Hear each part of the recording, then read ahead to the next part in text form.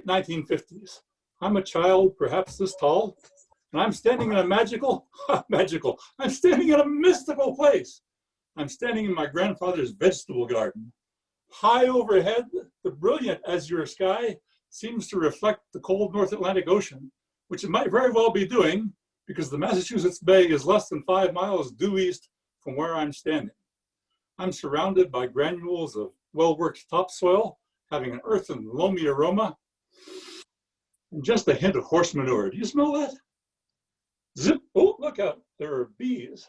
In Grandpa's garden, I learned to recognize honeybees and bumblebees and to appreciate the important work of pollination which they accomplish, and also to give a wide berth to hornets. There are varmints in Grandpa's garden, especially those wascally wabbits. And just like Elmer Fudd, Grandpa chose a shotgun to deal with wascally wabbits. Unlike Elmer Fudd, Grandpa was a good shot. From my vantage point in the garden, I can see mounds of blue Hubbard squash, which to this child's imagination gave a wonderful gnarled and knobby appearance, indicating dinosaur eggs. There are vines of cucumbers going everywhere throughout the garden, untamed and unrepentant, as if to say, we're taking over this garden and putting it under new management. There are seemingly endless rows of pole beans stretching from east to west. And when it's time to harvest those beans, they truly seem to have sprung from magic beans. Now, you and I can agree, even if we're colorblind, that green is a color. But I submit to you that the tomato plant emits a rich, herbaceous vegetable aroma, which can be described as green. And that aroma fills my senses as I approach a spindly green cherry tomato plant.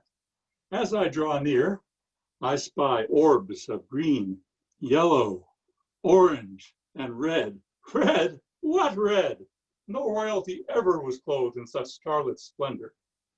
I pick a ripe cherry tomato, wipe it on my shirt, place it into my mouth, pop.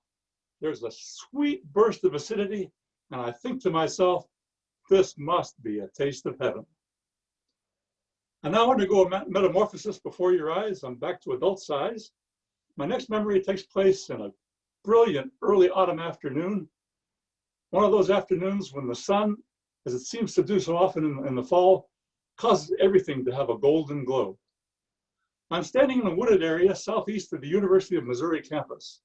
I'm at a guys and gals meet and greet picnic for adjoining men's and women's dormitories. Suddenly there's a flash. I can't see. I have trouble catching my breath.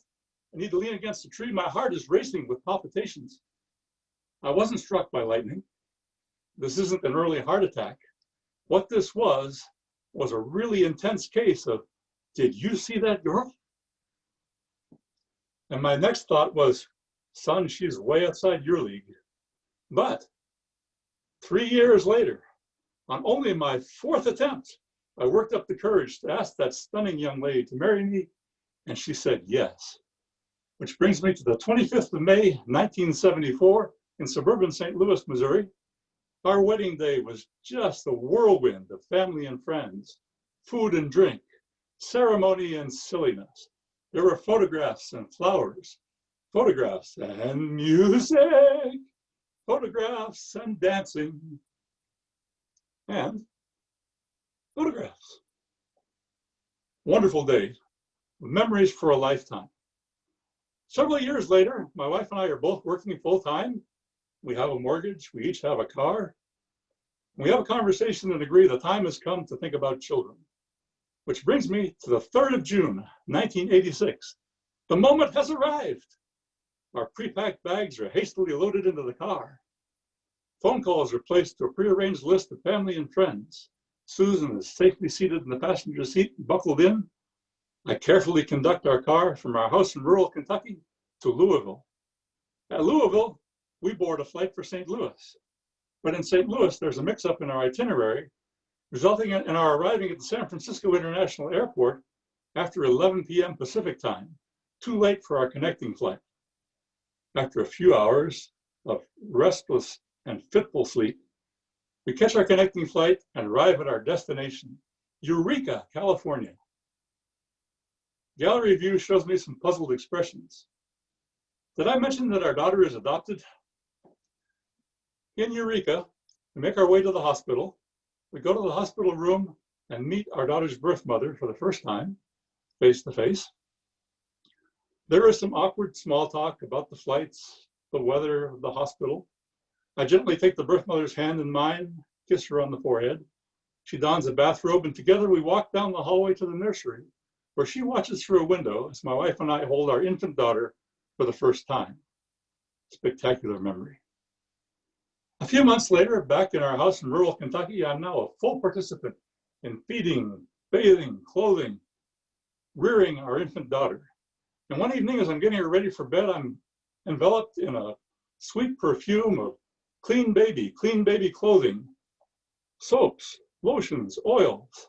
And as I'm getting ready to place her into her crib, as was my custom, I hold her to my chest and give her a gentle hug. But on this night, on this spectacular night, her little arms reach out on each side of my neck, and she squeezes me in return. This squirming, wriggling bundle of fish faces and a wrinkled up nose has recognized the hug, and she's hugged me. I'm melting as I relate this experience, dear friends, because to this day, that remains the best moment of my life so far. Madam Toastmaster.